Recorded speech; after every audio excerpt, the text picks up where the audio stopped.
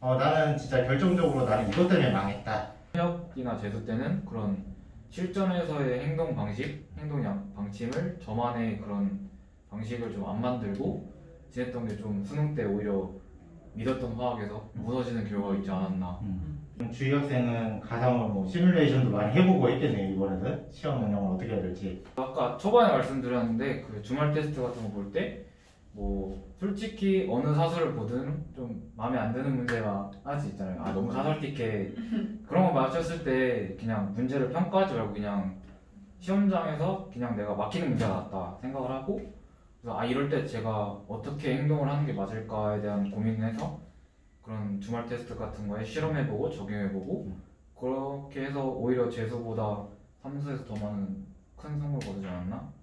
실무를 그렇게 활용하는 거예요? 네, 저는 그 문제 적중을 위한 실무보다는 그냥 시험 운영 측면에서 하는 게 를 가장 효율적으로 쓰는 게 아닌가. 저도 그 이상으로 의미 부여하는 거는 좋지 않다고 생각해요. 그리고 학원에서 실무를 굉장히 많이 주시는데 그걸 이렇게 활용하는 게 맞는 것 같아요. 저는 딱 한 단어로 말할 수 있습니다. 덕질. 고3 현역이었을 때 푸듀가 딱 시작을 했어요. 제가 중간고사 끝나고 1화를 보자마자 강한 직감이 왔습니다.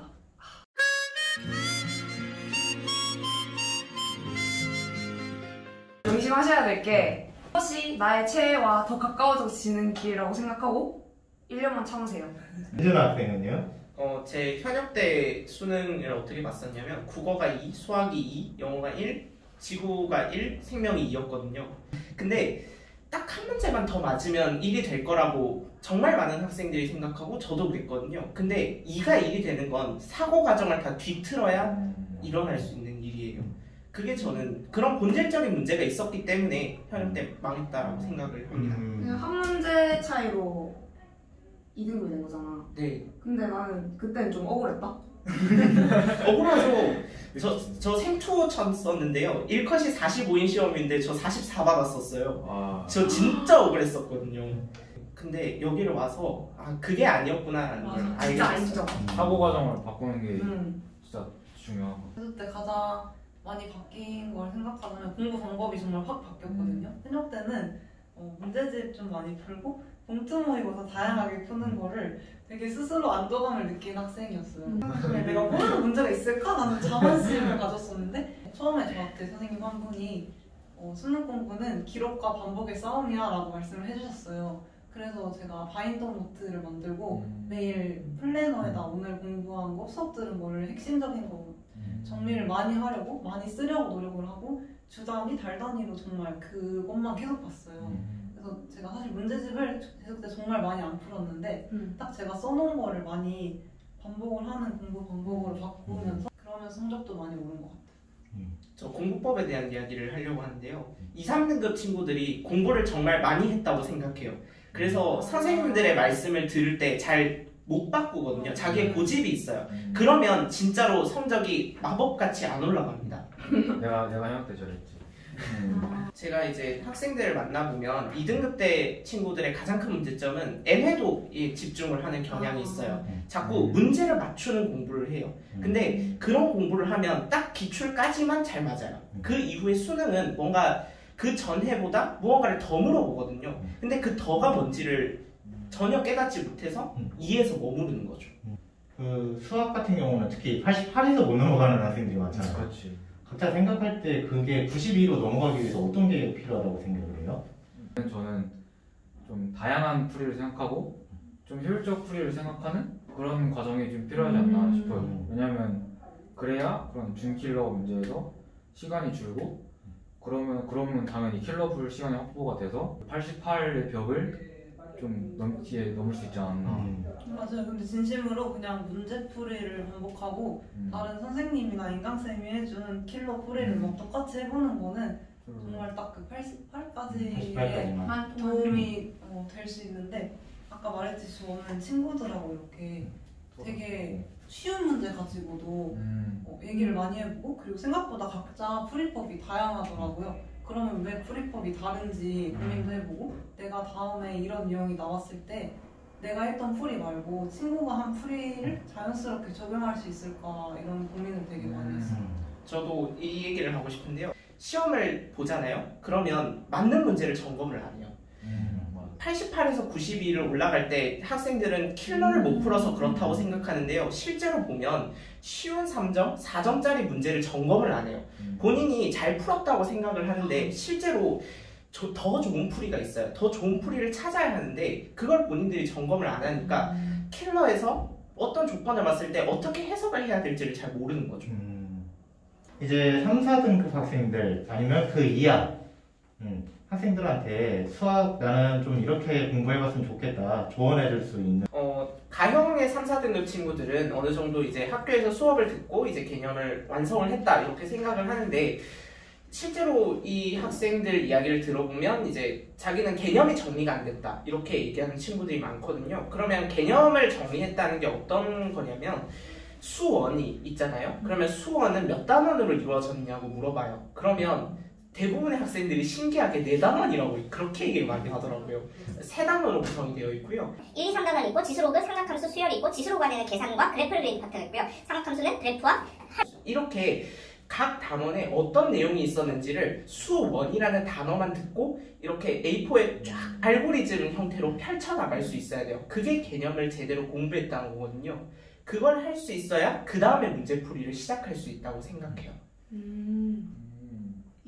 겸손한 태도를 지니고 일단 기본부터 제대로 하자는 자세가 중요한 것 같아요.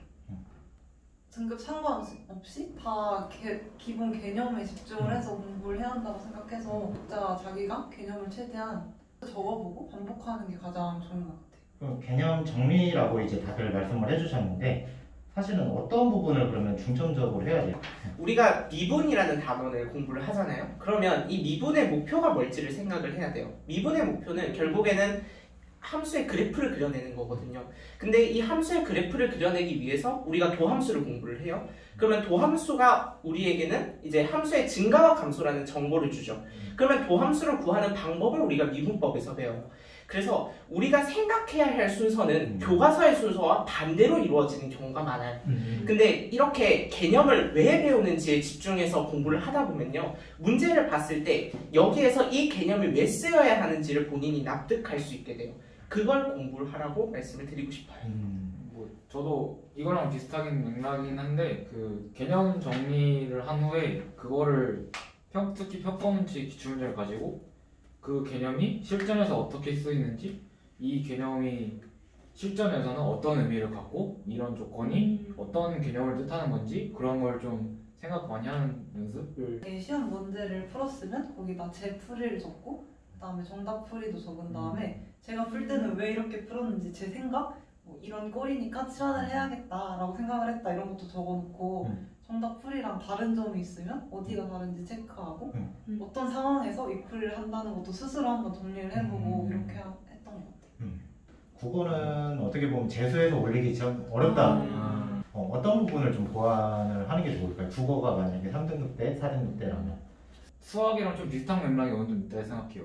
그 상위권 애들과 치상위권 애들이 글을 읽으면서 어떤 사고 과정을 거치는지 거기에 주목을 좀 많이 했어요. 그 국어를 잘하는 친구한테 물어봐서 뭐 이런 걸 읽을 때 너는 어떻게 생각을 하는지 어떤 사고를 하는지 그런 걸 저보다 국어를 잘하는 같이 수업을 듣는 잘하는 친구한테 그 모의고사 보고 나서 친구가 제시험도 들고 가서 너랑 나랑 사고를 맞춰보자.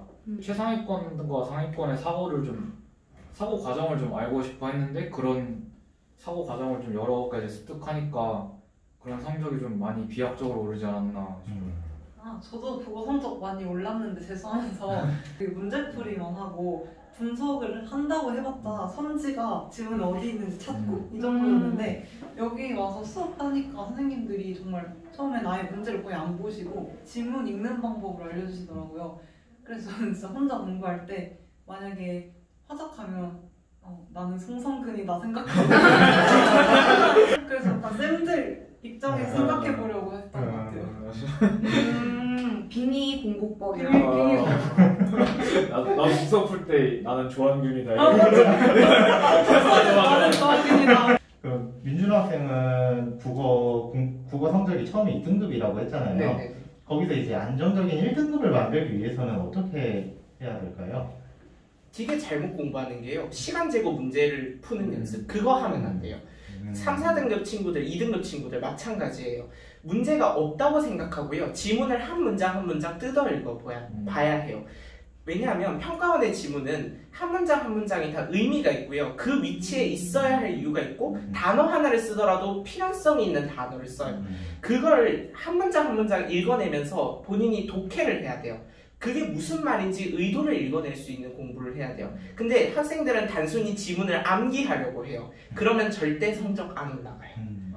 저도 되게 나도 공감하는 게 아 이렇게 했어. 약간 원래는 답 찾는데 필요한 문장만 맞아, 적어했는데 맞아. 이렇게 나중에 할 때는 평가원은 절대 쓸모없는 말을 안 한다고 믿고 모든 걸 다 맞아. 문제 없더라도 하려고 모든 문장이 중요하기 때문에 솔직히 다들 말씀하는 거에 다 공감하고 민준이가 아까 시간 재는 거 하지 말라고 했던 것처럼 저는 막 회독 학습법 이런 거를 좋다고 많이 하는데 또 몇 번 봤는지도 안 중요한 것 같거든요. 그래서 하나를 오랜 시간에 걸쳐서 보더라도 제대로 보고 가자 이런 태도가 중요한 것 같아요. 또 하나 더요. 그 학생들이 비문학 풀 때 시간 없다는 소리를 되게 많이 하거든요. 근데 그게 지문을 제대로 안 읽어서 시간이 없는 거예요. 지문을 제대로 안 읽고 문제를 갔는데 선지에서 하는 말이 지문에서 봤던 것 같긴 한데 어디에 있는지 모르니까 자꾸 지문과 눈깔 맞추기를 하고 있는 거죠. 그게 진짜 시간 많이 잡아먹거든요. 그거 하면 안 돼요. 와리가리라고 하죠. 네. 지문 봤다가 문제 봤다가 하면 안 된다는 이제 말씀이었고, 근데 얘기를 하다 보니까 이제 국어도 그렇고 수학도 그렇고 어떻게 보면 각자 다른 공부 방법인 것 같은데 지금 네 분이 공통되는 부분이 엄청 많은 것 같아요. 맞아요. 그래서 수학도 이제 그러면은 학생들이 중요하게 생각하는 우리 성공한 학생들이 중요하게 생각하는 부분은 개념 쪽에 이제 최대한 집중을 하는 것, 그다음에 뭐 너무 문제풀이 양치기 이게 또 공통된 문제였던 것 같아요.